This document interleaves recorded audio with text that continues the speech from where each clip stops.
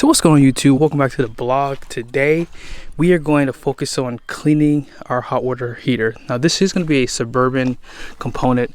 Most of the Keystone Cougars and Keystone products have this one. I think a lot of other manufacturers use it too, but I had this RV for almost 2 years this year, and every time we've gone camping I've always drained this when we would go to put it back into storage. Now that we live in it full time, I think I'm going to probably start cleaning this maybe once a month, just because there's a lot of buildup inside of here.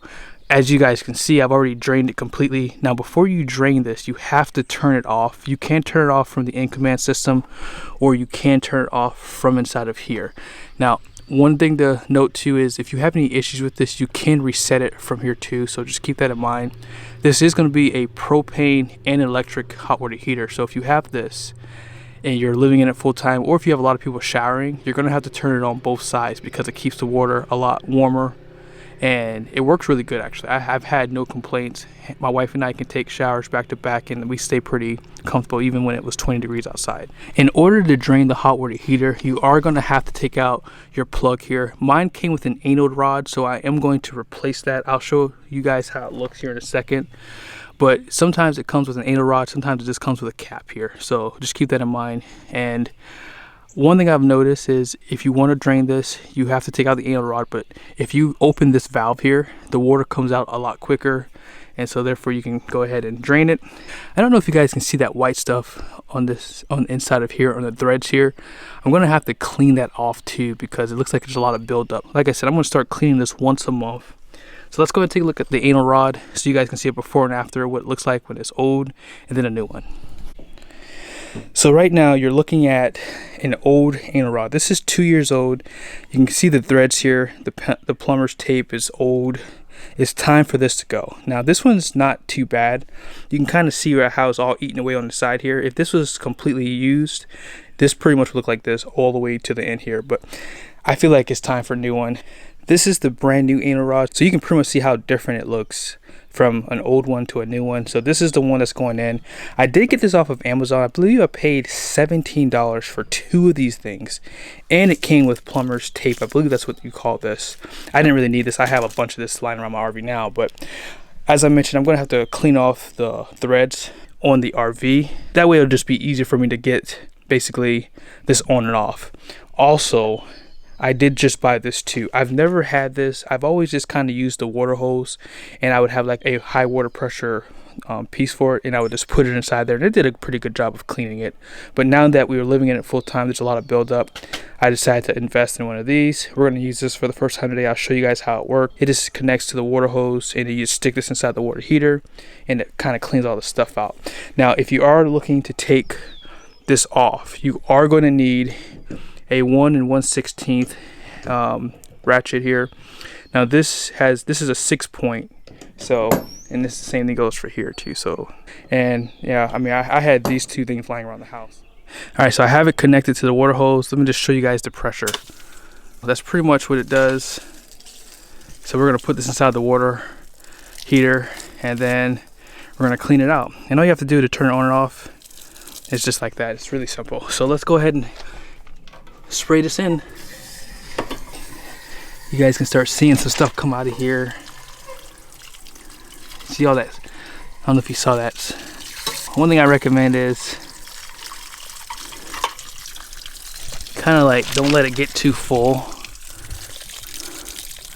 and you really want to try to get all the stuff at the front of the hot water heater. As you guys know, when something drains, things kind of sit at the very front of this, so you really want to get a good pressure right here.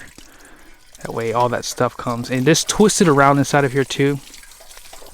It kind of points. I don't know if you guys can see it pointing, so you just want to kind of turn it while it's inside.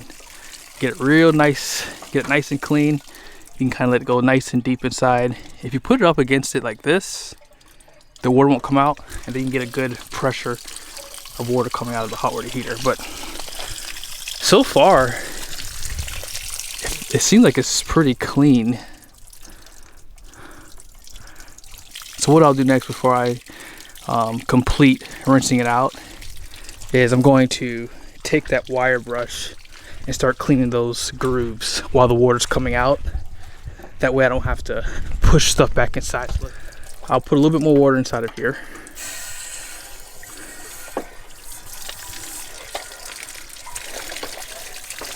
All right, and what I'll do next is I'll take my wire brush and I'll just kind of go around and around while the water pressure is coming out. That way we can clean up all of this build up on here. But yeah, we should be good to go now. Yeah, there's definitely a lot of, you kind of can see it, that white part of the metal here. That wire brush really got a lot of it off too, so I feel good about that. So let me go ahead and just continue to scrub a little bit more. I'm gonna put a little bit more water pressure in there, and then we're going to install the new anode rod and fill this thing back up with water, and we're done. So I don't know if you guys can see this, but there's just a little bit of soot build up on the top here, so you might just need to use your finger.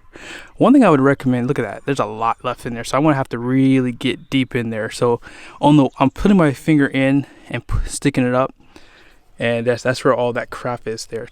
Get a wire brush that can bend, and that way you can kind of clean up or in there. But I'm gonna keep on with some more water pressure. I'm gonna try to see if I can get it pointed in that direction to get that crap out of there. I want to get it as clean as possible, but so far it's definitely a lot cleaner than it was. But let me go ahead and finish rinsing it out. We're gonna put the new anode rod on, and then we'll be pretty much done here, and I'll show you guys what else to do. If you do buy the tank rinser, there are some directions on here too. I should have showed this to you guys too, but you can kind of see how it shows you that there's sediment does sit on the bottom of the tank. This is pretty much what you want to do. You want to point this thing downward so you can get a lot of that crap out of there. But other than that, I mean, like I said, this is pretty easy. One last recommendation I'm going to give you guys is when I bought my RV dealer recommended we buy these vent covers. This was chrome when I had it, so I decided to paint it black.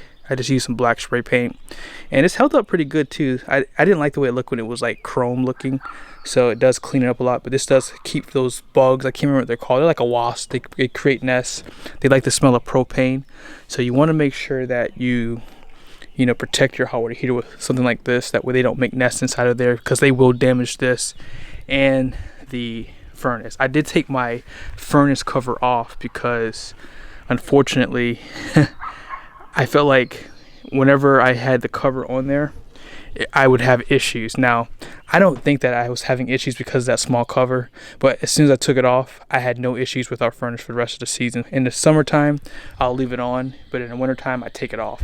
Hope this was helpful. I did take some more time and scraped up these threads. It's a lot cleaner, and I got a lot more of that stuff out of that tank. Some more things you're going to want to do is you're going to want to check this caulk inside of here. I may have to replace this soon because it's definitely starting to get kind of rough inside of here, and it looks like water might have gotten under it here because it's starting to discolor. So I may have to take this up and redo it inside of here. But other than that, let's go ahead and put the new anode rod on, and that will effectively end this video.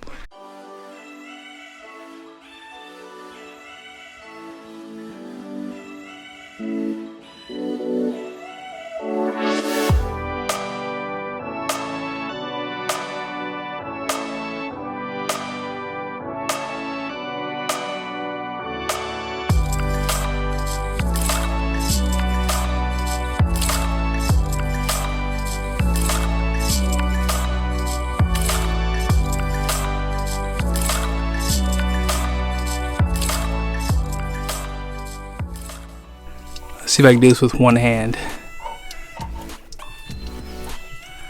All right.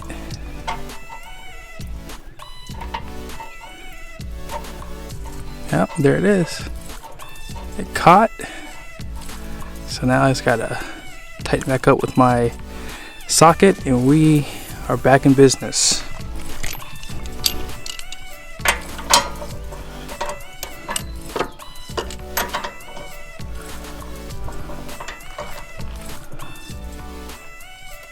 Nice.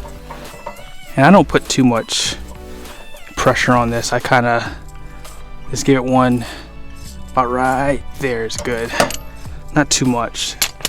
So I'm gonna turn it back on here. And what I'm gonna do next, you guys know I love my in command system. If you are new to my channel, I talk about this a lot. I apologize in advance, but check this out. You're gonna hear my water pressure from my water pump come on too. So first thing I need to do, turn this on. So I don't know if you guys can hear that. You can hear that. That's my water pump filling back up my hot water heater. And I'll give it like a few minutes, and then what I'll do next is I'll turn it on the electric for the hot water heater, because like I said, before you drain this, you got to turn this off because you could burn up the elements inside of here. I've actually seen someone's hot water heater catch on fire, and yeah, I'm pretty sure they emptied it, left it on, and I didn't think it would catch on fire. I thought that the fuse would blow before it would catch on fire, but it actually caught on fire. So just be careful with that.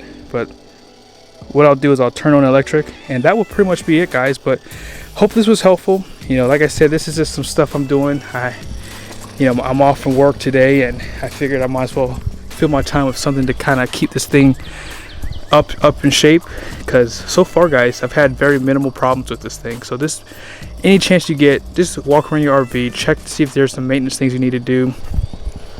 I may take this out and figure out if I need to clean it, but like I said, this is pretty self-explanatory too. We had issues with this, and I never went over that with you guys this season. I was really bad at doing videos on our RV because I was doing so much other things.